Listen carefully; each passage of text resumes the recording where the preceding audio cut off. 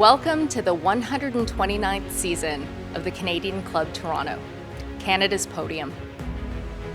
For over a century, this stage has united visionaries and leaders from politics, business, community, and the arts to share insights on the most pressing issues of our time.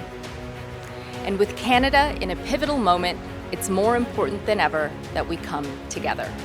We've been having important discussions and debates around this podium in this country for well over a century. I call this a historic podium of record.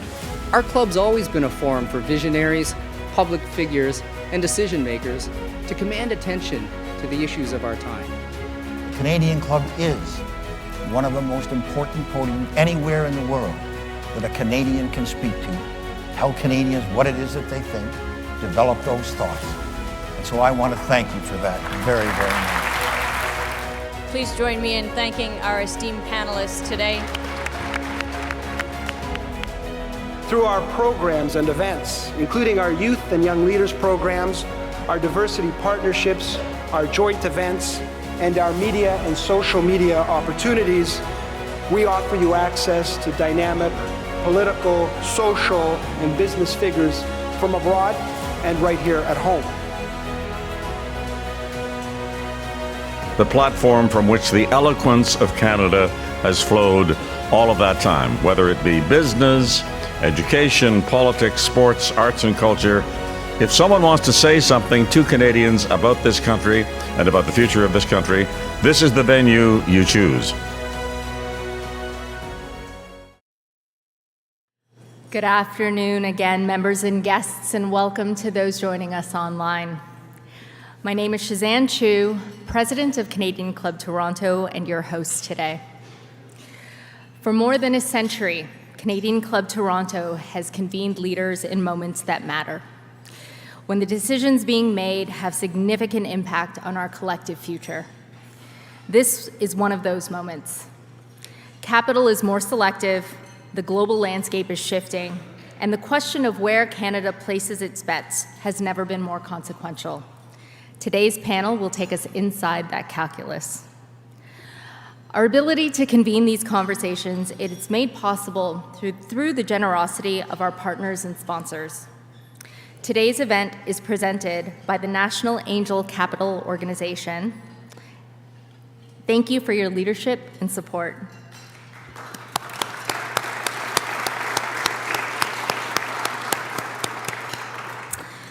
And to Osler, our streaming partner, thank you as well.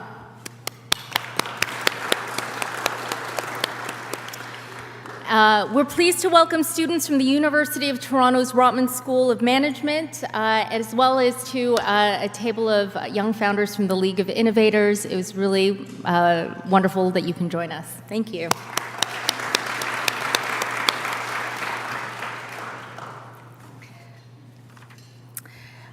To our season sponsors, the Canadian Bankers Association and the Carpenters Regional Council, and our official airline sponsor, Air Canada, thank you. And to Canada's Forest Trust Corporation, our nature partner who help us reduce our carbon footprint by planting a smart forest in our honor. Now, let me take a moment to remind you of our website and our on-demand content and event information. Please visit canadianclub.org.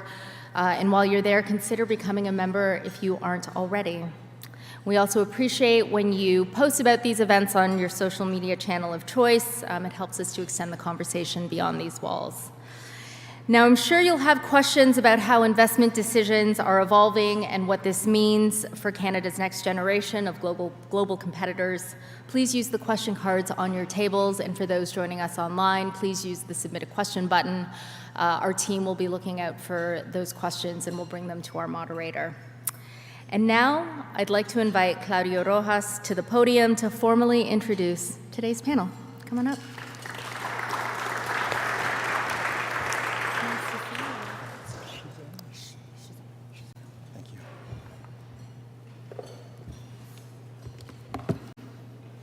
Thank you, Shazanne. This is an exceptional room. And I know many of you, and I've known many of you for many years. And I have a few remarks, but I want you to know that we are champions of the members that you represent, where you fit in the capital pipeline, and the policies that you champion. As of today, we have a majority government, the first since 2019.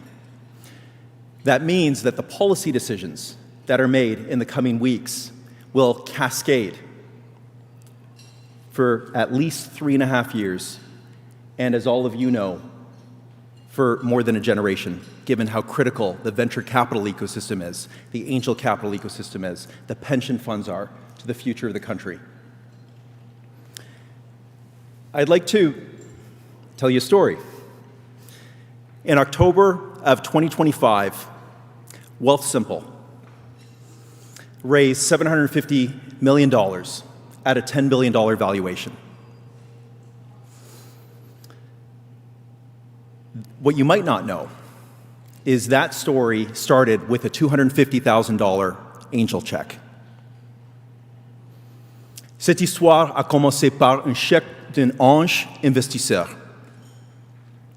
Entre ce premier chèque et l'investissement d'un fonds de pension se trouve un continuum d'investissement qu'on ne voit pas toujours.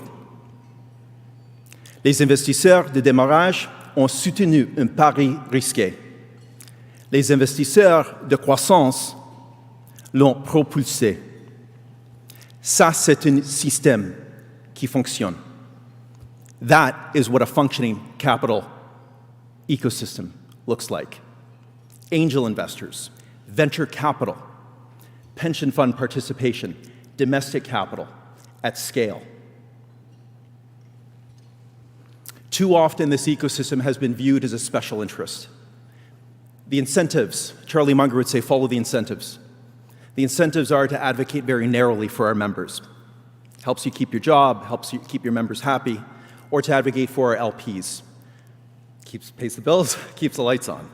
The challenge is that at a policy level, that has resulted in the innovation economy, the economy of the future, being considered a special interest. It is not. It is the economy of the future. It cuts across all industries. It affects our educational system, our healthcare system. All sectors of society will be impacted by the choices that we make at a policy level.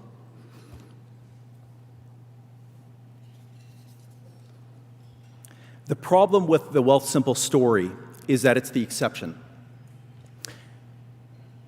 We play at the early stage, but we're champions of a unified capital strategy. The capital continuum has severe gaps across the full pipeline. Each segment of the pipeline needs the right solutions. At the early stage, we need hundreds of millions of dollars deployed.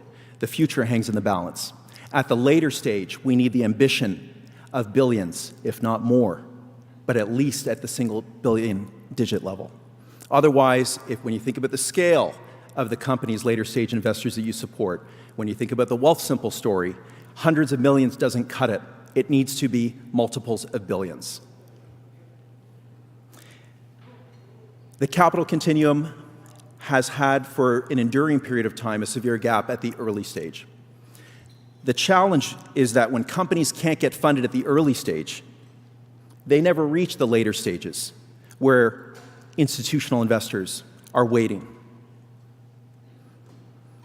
The good news is that Canada has just committed $1.75 billion to an end-to-end unified capital strategy, the largest federal commitment to venture capital in our history, with $750 million committed to the early stage and $1 billion committed to the growth stage. And that's a reflection of the unified approach that we took with the CVCA in championing the full ecosystem. And as a result, we saw the greatest level of policy support that we've seen in this ecosystem's history. It reflects this policy commitment. An end-to-end understanding of the pipeline represents a sophisticated understanding of the relationship between early-stage investment, the angel networks that find, fund, and fuel Canada's entrepreneurs, and the later-stage successes that crowd in domestic capital, pension funds, institutional capital at scale. When early-stage investors do what only they can do, it cascades. And Together, this end-to-end pipeline creates an economic engine of wealth and prosperity for communities and for entrepreneurs from all backgrounds. Entrepreneurship is the almighty equalizer. It lifts people up. At the National Angel Capital Organization, we represent 4,000 angel investors that have invested $1.8 billion.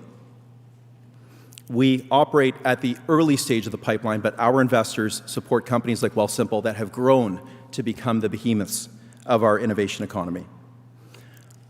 We talk a lot about angel investors, but the ecosystem has evolved, as many of you will know, and have helped evolve over the past decade. And so we also represent over 100 early-stage investment organizations, angel networks, pre-seed and seed-stage funds doing exceptional work, and you'll hear from some of them, and early-stage capital that fuels the later-stage success stories. Where we are in the journey, I'm watching my time, I'm mindful. Where we are in the journey gives us a unique vantage point. We have a line of sight into what's coming down the pipeline.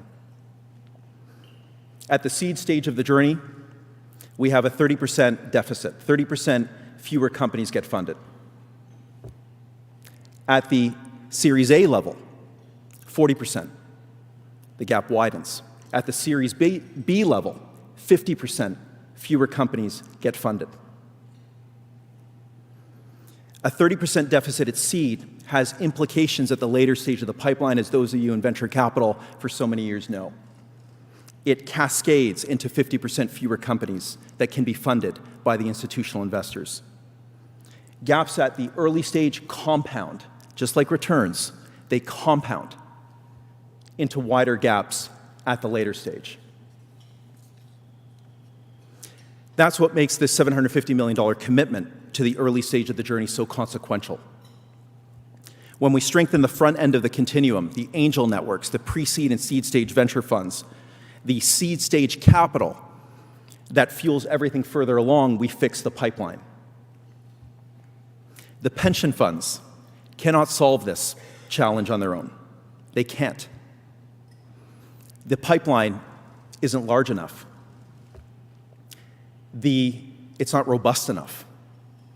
And the returns aren't yet at a scale where they can justify domestic capital in its full allocation. Getting the policy right at all stages of the funding continuum will depend and be shaped by the decisions that are made in Ottawa in the coming days and weeks. The $750 million has been committed. What hasn't been decided yet is where it goes and how it gets implemented. Fix the pipeline, you fix the returns. Fix the returns, you bring the capital home. I've talked about Wealthsimple, but there's also Skip the Dishes, great Western Canadian success story funded by angel investors in our network, raised venture capital from Golden Ventures, who you'll hear from very soon, and is the genesis of what became Harvest Builders, and Neo Financial, a multi-billion-dollar Canadian success story.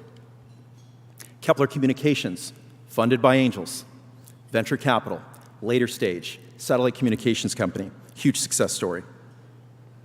Canada is a nation of builders. At all stages of the pipeline, we need to equip those builders with the risk capital they need to do the greatest work of their lifetime. Joining the NACO team today, the first angel check into Wealthsimple is right there. The first institutional check into some of Canada's greatest success stories is right there and around the room. Entrepreneurs, senior leaders sharing domain expertise, law firms sharing domain expertise, investors at every stage, right here in this room. All of you in this room, along with the early stage venture capital funds joining us in a few moments, and the venture capital across the full capital continuum, have the collective power to shape what comes next. And as I get ready to introduce this panel, what do we need to do? I can tell you what we're doing. We are a champion of the full capital continuum, all stages. And what we need now is for the people in this room to help us push this policy over the hurdle, hundreds of millions for the early stage, so we can support you with the multiples of billions at the later stage and the companies moving through the pipeline. We need to make sure that this policy gets implemented in a way that drives economic returns for a generation, for our children and our grandchildren. Thank you, all of you, for your support. I hope you know that we support you and for the work that you do and for being here today and for this important conversation that I'm privileged to introduce. Thank you.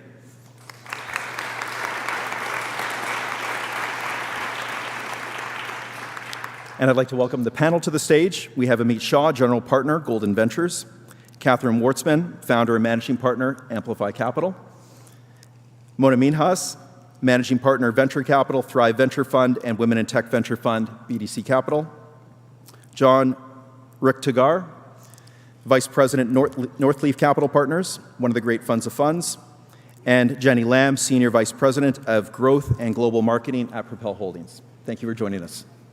Hi. All right, let's get this party started. Thank you, Claudio. That was actually a very helpful set of the stats and a lot of the narrative that we're hearing in the market today on what's happening with investing. I wouldn't be on this stage if it weren't for literally some of you, when you were investors in Wattpad and I was the president of the company, and we had investors that helped Wattpad grow from the earliest stages through our $700 million acquisition. And so I have a lot of personal gratitude for our ecosystem here, and so very excited to have this conversation because, you know, even though there's a lot of statistics out there that represent how concentrated capital is and where the challenges are, when I talk to each of you, just the excitement that exudes from the companies that you're seeing it's palpable. So I think what I'd like to have a conversation about, and I think many of you want to have a conversation about, is what do you oversee billions of dollars of investments in Canada and globally. You see all of the companies that are starting here and making waves.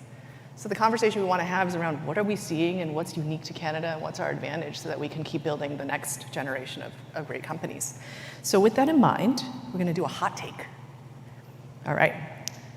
If you had to rate the current health of the Canadian ecosystem on a scale of 1 to 10, what's your number? And I'll start with Catherine and come down. So I'd give it a 6 to 7. I don't think it's as doom and gloom as people are talking about. From a fund investment, from an active investor perspective, we're seeing the best companies we've seen in a decade. So tons of opportunity. Great, and you know, especially for us, we're focused on climate and health and future of work. You know, now's the time, right? I don't have to go into all the details there now, but great opportunity to invest. I think overall, Claudio did a good job of, you know, sharing some of the challenges for founders. So that would, you know, reduce it from the 9.5, because not every company is getting funded. Yeah. The bar is higher, but overall, I'm optimistic. And we'll talk a little bit about that, I think, towards the end of our time together, where we'll get a perspective of what's changed. John, what about you? I'm not trying to steal Catherine's thunder, but I'd say 6, and I'd actually change the scale to only be out of an 8, so it's not as bad as people think. I don't think venture can be. The scale? You have to change the math. You have to change the math. I don't think venture can be a perfect market. The imperfection is what makes it work, so 6 out of 8. All joking aside, there is a lot of structural challenges that exist, and we shouldn't be shy away from speaking to them. A lot of them comes down from the fundraising market. A lot of LPs aren't necessarily investing in venture funds because there is a bit of a liquidity crunch that's going on. But maybe 2 anecdotes worth sharing, and you know why I recently joined the firm I'm with just this past month, and why I'm so excited about these next few years for venture capital specifically. The first is we're actually going through the first most quiet rationalization of active VC investors that we've ever would have seen really since the dot-com boom. And so if you go back to the dot-com boom, 2000 to 2001 was the first year we actually saw a retrenchment in the number of active VCs in the market. Since 2023, we're actually seeing that retrenchment happen in every consecutive year. And when you go through these years where there's just less VCs or less capital sloshing around, at least from my perspective, I think you have healthier market dynamics. You do also have the best investors building really strong returns for these vintages, and you have a very strong group of founders who are ultimately building as well. So yes, there are structural issues. There are some areas that we do need to discuss as a collective nation here, but I'm also really excited about what these 2026 to 2028 years could hold. Mona? Gosh, we all think alike. I don't have anything majorly contrarian. I'm going to say 6 with an optimistic uptick, because if we think about it, the reality is we're in a very disciplined market right now, and that's the fact. But I also want to share in some of the optimism we're seeing. Look, if we see some of the things happening in the market, VC dollars, the last quarter in 2026, we're up 150% over previous quarters, so we're starting to see things move in the right direction. There's $11.5 billion in dry capital last year, ready to be deployed. Xanadu just went public a couple weeks ago. Interesting things happening with Cohere. So there's a lot of optimism happening in the market. So I think there's a lot of room for this to move up quickly. I mean, I hope you're coming in at a 1 or an 11. Just. I occupy the super position, and I'm both. I can honestly say, I've been in tech, I've been in startups for 20 years, and I've never been more excited and more terrified at the exact same time. The rate of innovation is just absolutely incredible. Founders are getting younger and younger, which is also really exciting. And the other thing that when I think about Canada is, I think we all know we have a productivity crisis. But I also think about how are we going to solve that? And I think the diffusion of technology into organizations that may not have been able to absorb it previously has never been greater, right? I quite literally spend between 10 p.m. and 2 a.m. on Claude Code building and re-architecting components of our firm. And I haven't been a software engineer in 20 years, so anyone can do it. And so what I would say is I'm actually quite bullish on the ecosystem. I'm feeling more like an 8.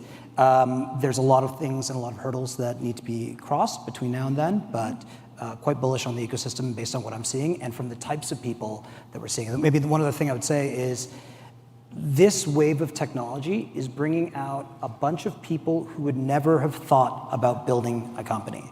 And the leveling of the playing field, I think really caters well to Canada and some of the people that are here and the people who may have the ambition to go build a company. Let's go there. Let's go to Canada and what really makes Canada unique. I think we always compare ourselves to the US. I'm an American citizen, but now a Canadian citizen and very proud. And it's one of these things where we're always comparing ourselves, but Canada has unique, distinct advantages. You've been an operator and now an investor. It'd be great to get your thoughts on what you're seeing uniquely in Canada that is the future. Sure. So when I think just about Canada, when I think about our core strengths, I think there's institutions. There's getting a bit of feedback. There's very strong institutions, and even before VC, there's this group of people that fund research, that are just ideas. They're called universities. They're called research institutes and things of that nature.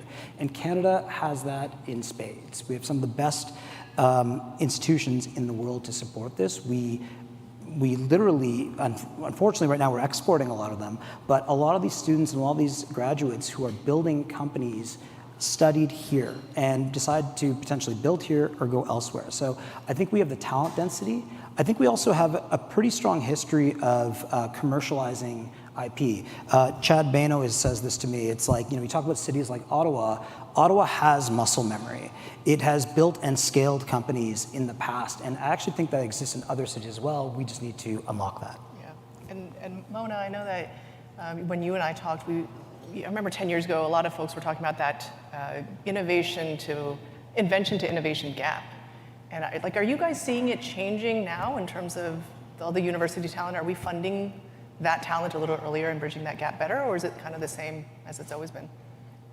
Yeah, I would love to share a little bit the story of a company we followed from the beginning, and it's a really big Canadian success story that connects back to that research gap. So many of you in the room may have heard of Waabi, and for those of you who haven't, deep tech AI platform and autonomous driving, powering self-driving trucks, robotaxis, pretty amazing. And it's really hard to talk about Waabi without talking about the founder, Raquel Erdizan, who is the chief scientist of Uber's Advanced Technology Group.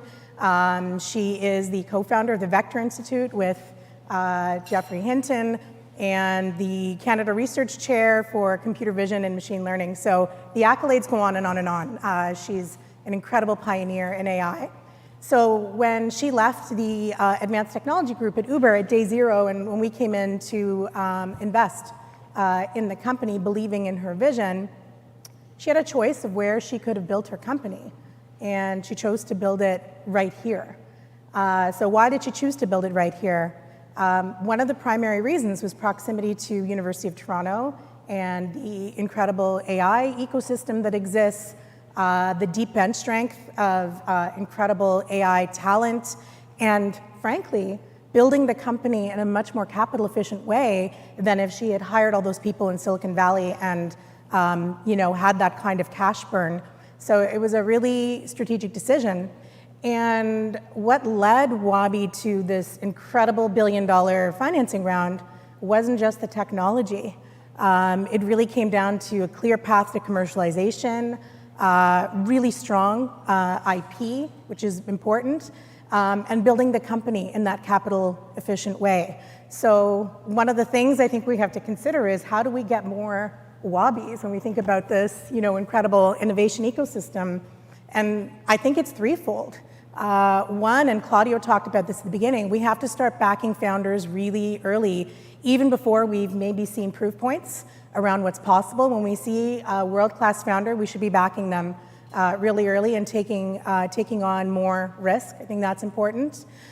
We need to support these founders from a capital stack perspective, really from the early stage all the way through growth, because this is where things become challenging around the growth capital part of our ecosystem.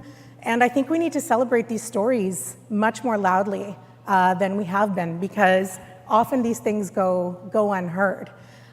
When you look at Wabi's financing round and you think about some of the global attention it attracted, I mean, incredible global investors like Khosla Ventures, G2VP, and strategics at the table as well, like NVIDIA and Uber, and these are huge, huge milestones to achieve. But I guess I'll end off just by saying, when I think about the fact that there is a world-class, woman-led company building the most consequential AI platform, possibly, of its time in physical AI from here, that is something that I think that is worth celebrating. For sure. I think a lot of folks in the room would be familiar with that and excited by that, right? Oh yeah, we'll get a round of applause. So that kind of brings to the next question of who are the next Robbies? And I feel like there is a concerted effort around sovereign tech, around the investments we can make that are uniquely Canadian.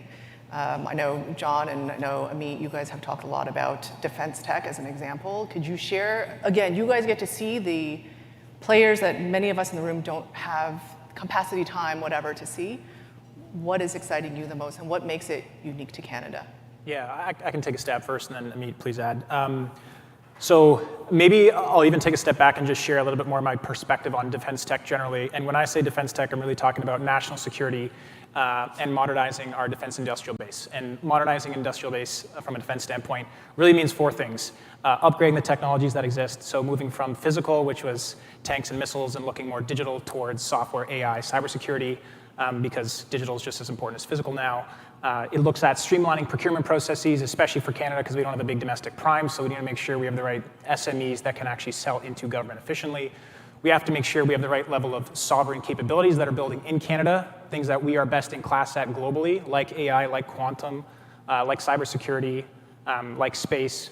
And then we also need to make sure we have the right public-private partnership, because that is the only thing, that is the key reason as to how defense tech in Canada is actually going to be able to work, is if venture capital works with government, which works with military. So that's what I mean by that front.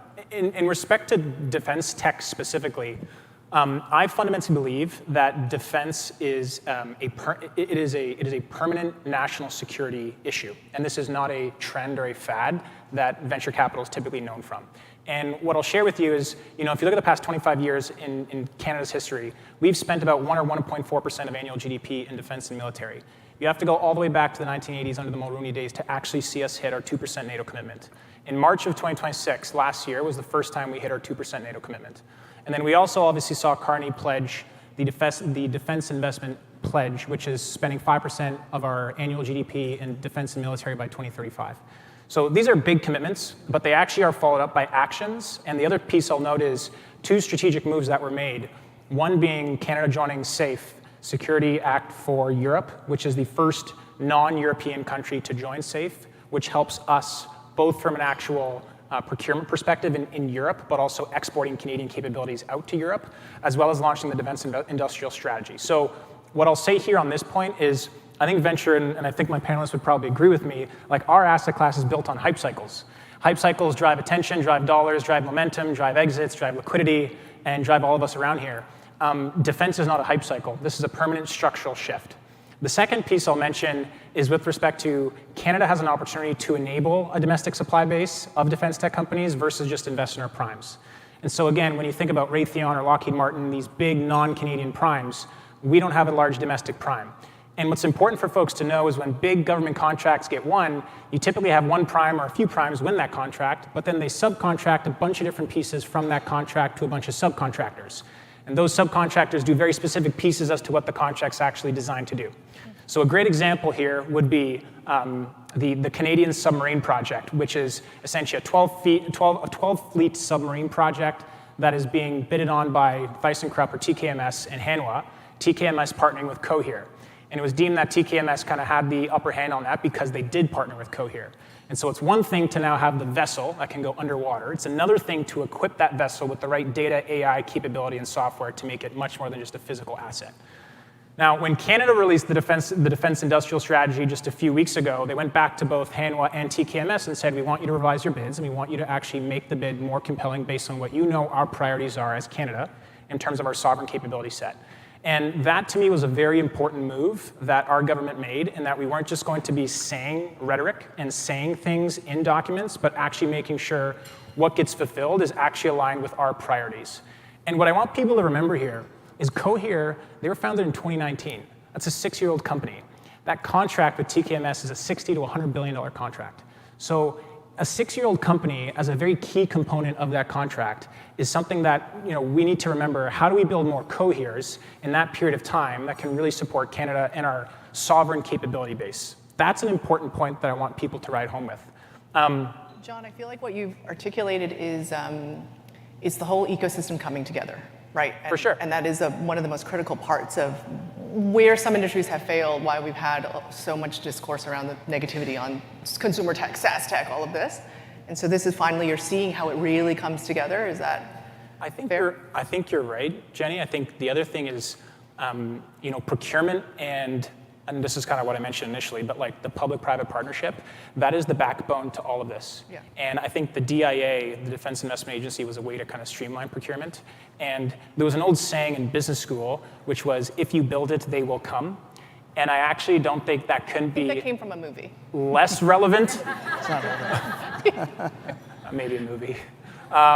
It couldn't be more or less relevant for defense procurement, because we need to make sure that what we're building, like the military, the Canadian Armed Forces, the government, understanding what their needs are, relaying that back to the private sector, so that we can make sure there's alignment between what's getting funded. Yeah. And the last point I'll make is the reason why that's important is philosophically, if you think about venture capital and if you think about defense procurement, philosophically, venture capital has always been a tech push. Let's go invest in that early stage founder that has a really brilliant idea that's bringing a technology to market that we think the market's going to adopt. Versus defense procurement is all about a demand pull, which is what does the CAF and what does the military actually need? If we go in fulfilling military obligations with a venture capital mindset, that probably won't line up well. And the only way you bridge that is if you actually have fluid communication between the two. That's especially important for all of us, because as investors in these VC-backed companies, we all know VC-backed companies are pre-profit and cash burning. Mm-hmm. They have specific timelines, sure. And if they're not able to get revenue in the door, then that's the lifeblood of their existence. So I'll ask Catherine and Mona and Amit, are you guys seeing this? Like, what are the most exciting companies you are seeing, whether in this cycle or outside of it? Well, I can jump in. On the defense side, we're focused on energy, climate, health, and future of work. And what's interesting is we were investing in energy for the last 10 years, but the defense tech focus has really it's added another demand pull from the market. So we're investing in remote location, renewable energy storage, for example, that helps, allow not only mining companies to essentially work off grid, but also defense bases. And so we're kind of looking at it from a energy security, national security, and enabling our defense to operate without the grid, which is great. And so, what I'm really excited about, kind of leaning into the energy and climate space, is the obvious need for more energy, right? And so when we started on this path, it was, the future of the world. We need clean, cheap, ideally free energy. And so, the whole macroeconomic conditions we're under that we're seeing today, the blocking of the Strait of Hormuz, the oil crisis that we're under, that we're under right now, is obviously creating a massive push. That's one. Obviously, the need for AI, our consumption of power on a daily basis, all the excitement of AI needs a ton of power. We're seeing the hyperscalers. Yes. Has it changed the way that you think about investing in this sector? Yes. So sorry, back to that. So huge opportunity.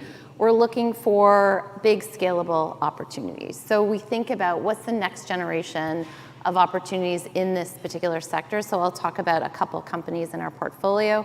One really interesting company is called Heirloom. It is a US-based company, but there's applications in Canada, and it's basically rethinking the wind turbine. So today, the wind turbine, in order to drive down costs and improve output, they have to get bigger.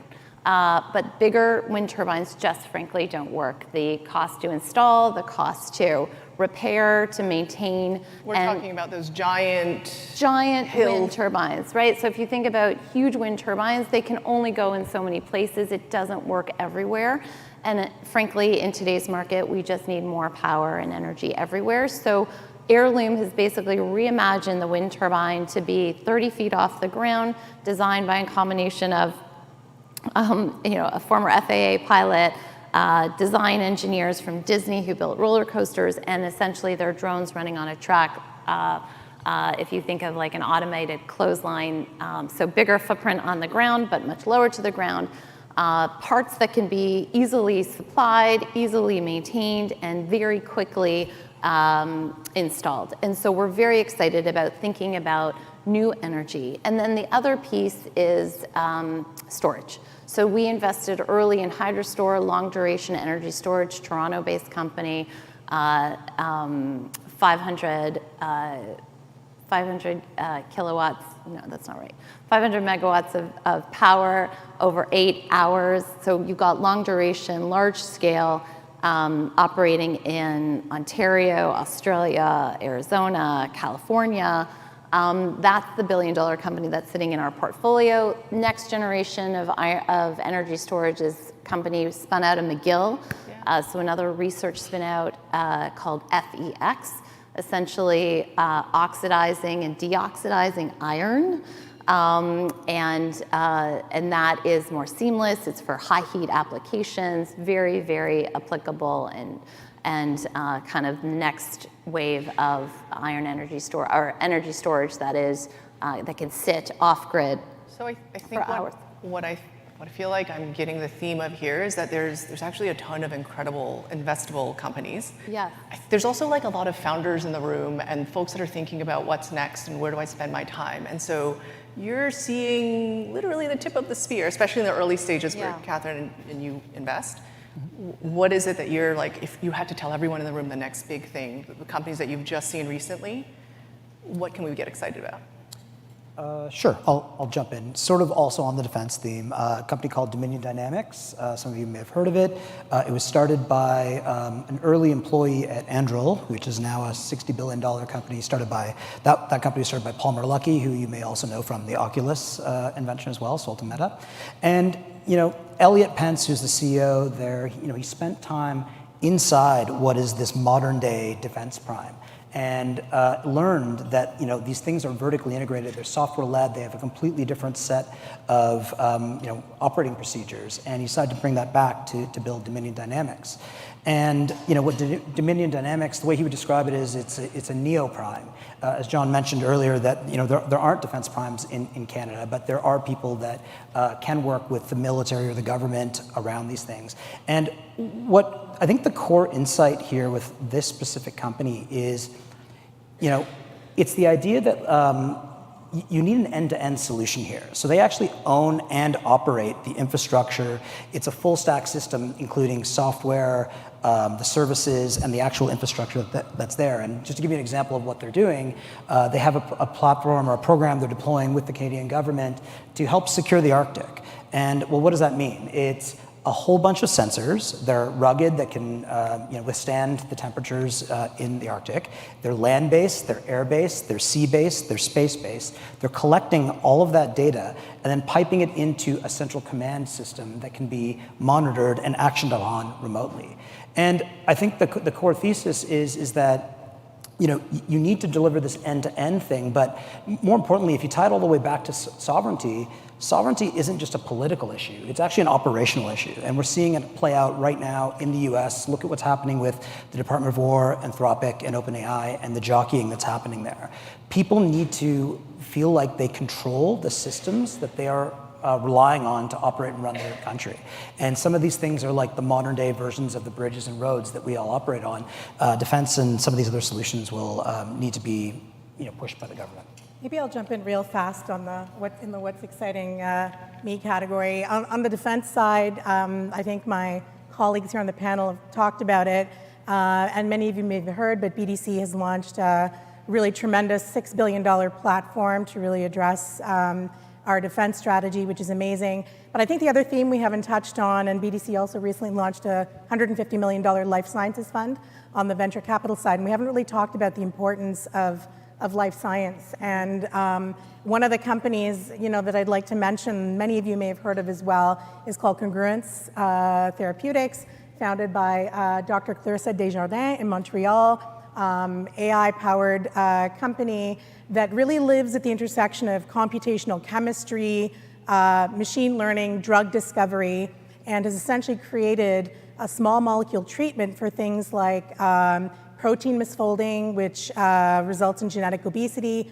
Parkinson's disease, rare lung disease. So really, really incredible things. And this is a founder who first didn't have a proven track record with her first company, Clementia, which she ended up building and exiting to Ipsen for over $1 billion, and came back again and built the second company and chose again to build it here in Canada because she feels that this is a really strong ecosystem. And I'd like to call out that they recently raised another round of capital, which we participated in, a $40 million round, to really take their main program into clinical trials, which is a huge deal, because as we know, especially in this space, getting to commercialization isn't always easy. So going from lab to clinic, so that's real data, real validation, all of that really great stuff. So I think that's something that is also, when I think about the broader theme of life sciences within sovereignty, that's exciting. Well, I think we're seeing a trend of more second-time founders come to market, and obviously we're backing them across the panel. But they're coming back. They're staying in Canada. They're extending their runways. That's the other push that we're seeing in the market right now. Founders building basically on fumes or from 10 p.m. to 2 a.m. on Cloud Code, and so they don't need to raise the capital. They don't need to raise the capital at the early stages as much as they had before. Yeah. And those second-time founders are looking to stay in Canada and build bigger. Oh, and I was going to add one thing. To the first-time founders, I see a bunch sort of scattered around. I think the other thing you should really be thinking about is, find a group, find a peer group, find mentors. And for those of you here who have the time and the agency to do so, please mentor young founders. I think one of the biggest things that we can do to build Canada is to help mentor and shepherd young people through entrepreneurship. It is, in the best case, brutal. So if you can help them, it goes a long way. Take the time, take the meeting, spend time with them.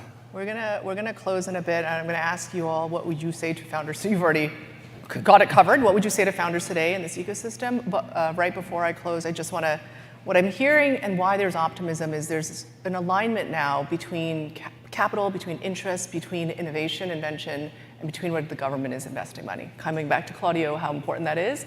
And so it feels like there's so much optimism because you get to see all of it coming together in a way that I don't think we saw 10 years ago when our ecosystem was really young and immature. And so a lot of reason to be excited. I'll ask quickly in 45 seconds or less what advice you'd give to founders today in today's environment. I decided to go for it. All right, are we going in order? I'll jump in. Look, we meet a lot of incredible early stage founders. For me, 45 seconds or less is stay obsessed with solving the problem. The best founders we meet are the most ambitious, the most obsessed with the problem they're trying to solve, which results in grit and tenacity and all those kinds of things. And when you're obsessed with the problem, you're obsessed with your customer. So if you really think you want to solve the hardest problem there is, stay obsessed with doing that. I think Mona and Amit both gave great perspectives. I'll do a completely different perspective. If you look at key enabling technologies and when they were rolled out over the past 30 years, take three. If you take during the internet era in the 90s, you take the Mosaic browser. If you take AWS during the cloud in 2006, and if you take the iPhone during mobile in 2007, if you look at the biggest companies that came out of each one of those key enabling technologies, 60% of them came after 4 to 6 years of that key enabling technology being released. So if you think about AI being a current supercycle, if you think about ChatGPT potentially being a key enabling technology that was launched in November of 2022, 4 to 6 years after the fact is 2026 to 2028. So if history means anything, when you think about the potential that could have done and the type of companies that could be built in this specific deployment era, we could be seeing some of the most prolific companies of our generation get founded over the course of the next few years. That's great. Just to add on, I would say, Cohere wasn't built with defense in mind, right? And so building technologies that are scalable but also flexible. And so the founders that we're looking for are the ones that can navigate hard challenges, be really creative with their capital, build that traction, get those customers bought in early, really understand that problem, get that product market fit early, and be able to access a lot of non-dilutive, a lot of the Canadian support that's around the table. Those are the relentless founders, the creative ones that will be able to not only take opportunities like Cohere partnership and defense contracts, but also sustain through hard times. Perfect. Thank you, everyone, for your knowledge and sharing with us today. It's harder than ever to raise, but I feel like we have really more reason to believe than ever that this is going to be an incredible next, I'll take your timeline, John, couple of years. Thank you.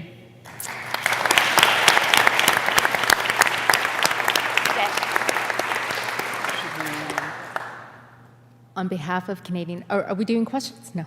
Well, I asked some of the, thank you for your questions. I was able to get some in. Thank you.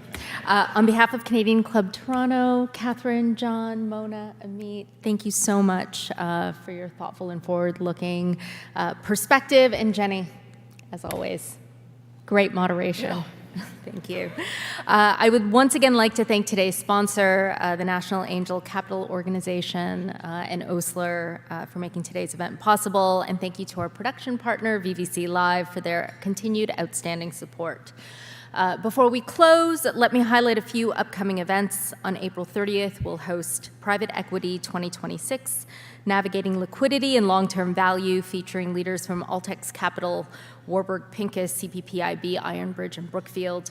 On May 4th, we welcome the Honorable Doug Ford and the Honorable Vic Fideli for a special breakfast discussion. And on May 11th, we'll host a timely and important conversation with the CEO of Trans Mountain and the CEO of Canada Development Investment Corporation, exploring the success and the future of the Trans Mountain expansion and what it means for Canada's energy future. Members and guests, thank you for joining us today. We invite you to continue the conversation, and we will see you again soon. Thanks so much.